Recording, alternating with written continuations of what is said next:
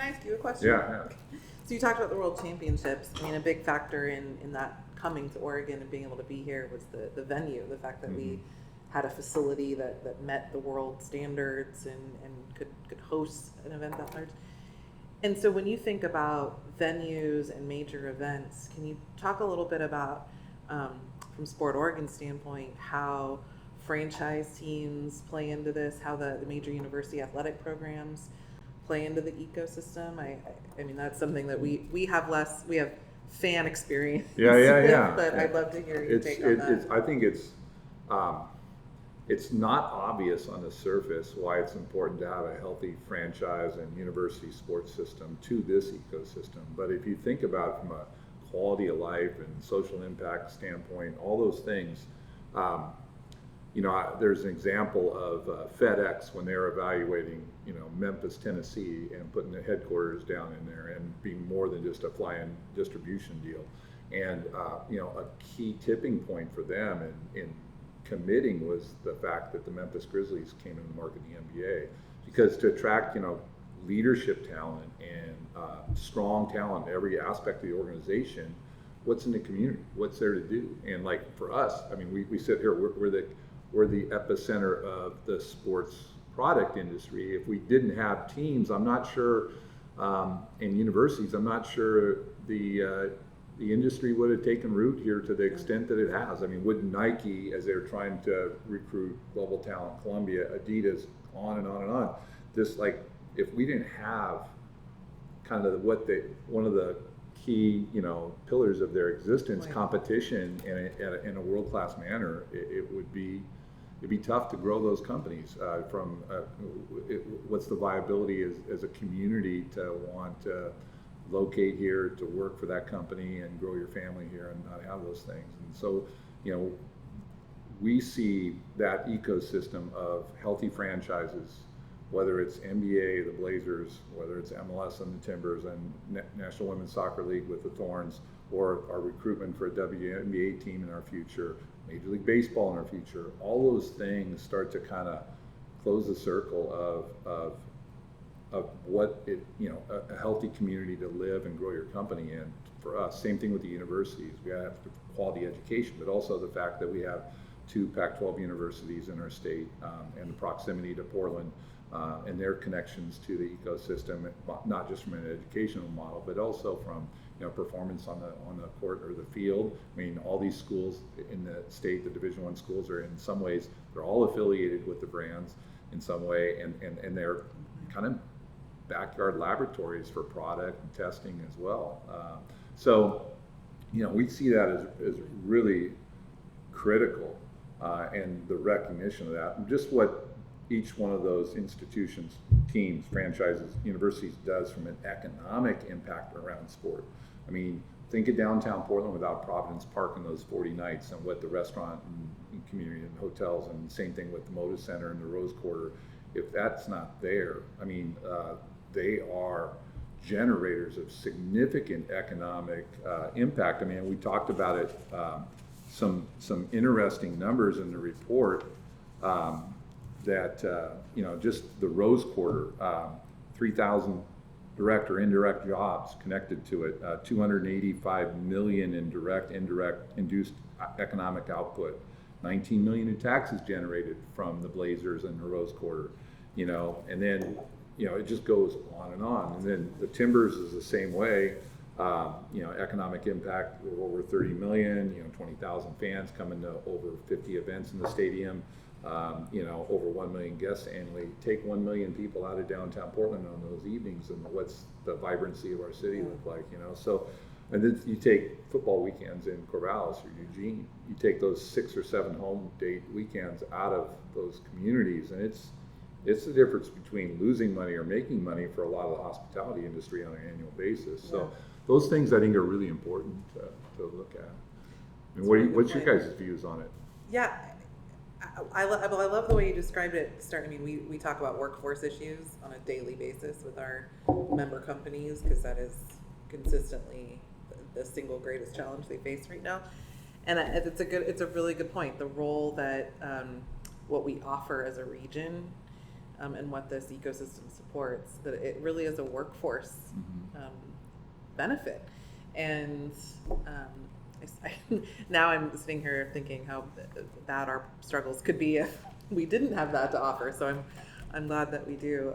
I think it's great. And I think when you were talking about the Rose Quarter numbers too, I mean, it's not just about the sports. That's obviously what we're, exactly. Circuses and family shows. All those other things. And so again, you have something that's anchored with a sport and a team and a franchise, but it's providing so much more than that to the community. And I think we probably take that for granted. And so that's part of what I love about this report. We don't have an NBA team. We don't have an arena to host all those cultural events, family events, etc. Same thing, across the street. So, and then you go to, the universities.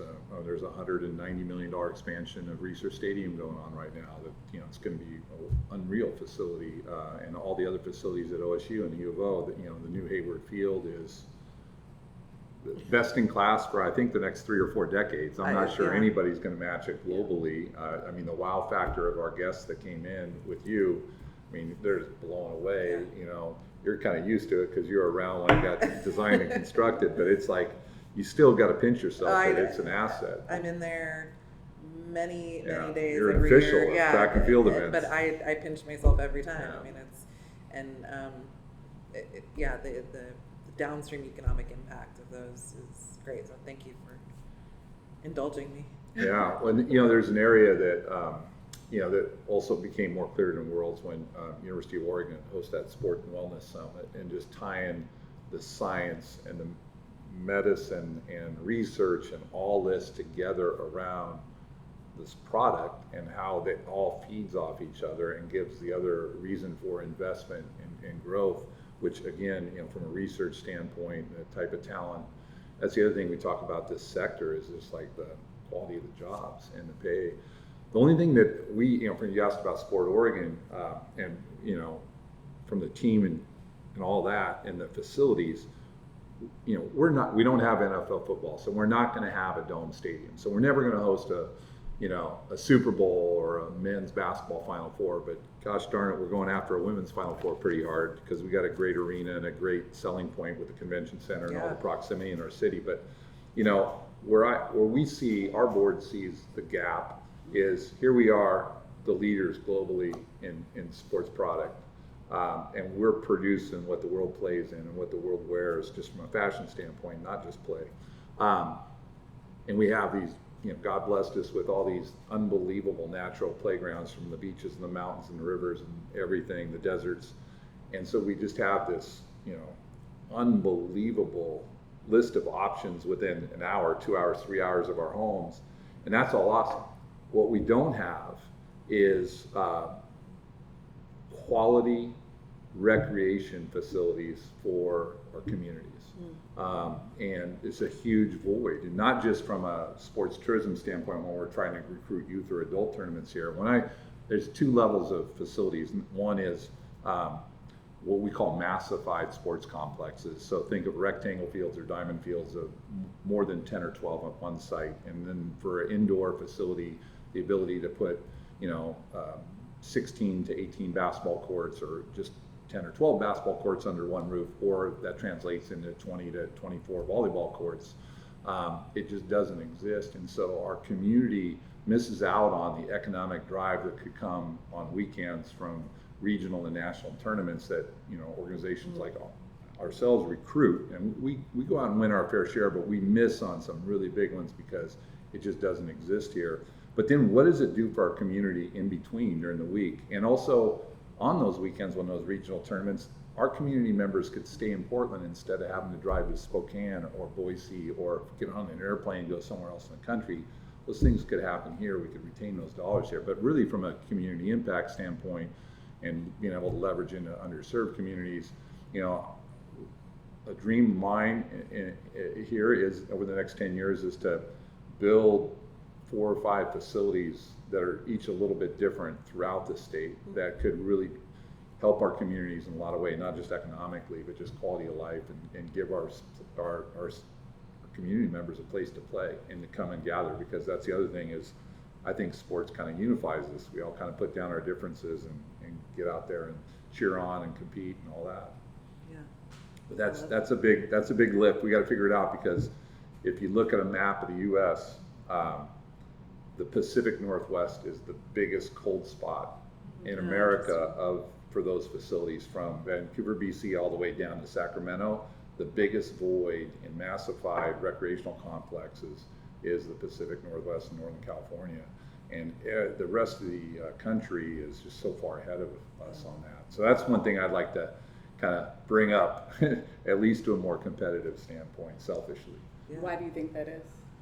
That we haven't made the investment today?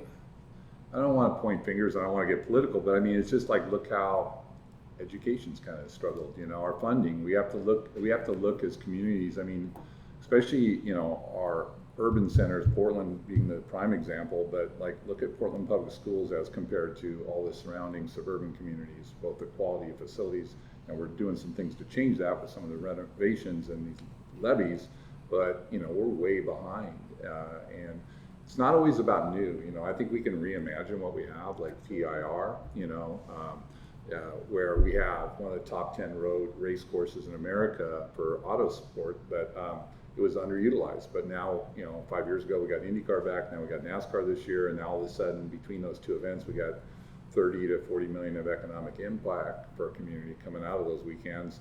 How do we reimagine Delta Park? How do we reimagine parks and neighborhoods to kind of stitch together, a massified complex without going, because everybody knows land's an issue too. Yeah. So that's probably the biggest issue is land, the availability and cost of it.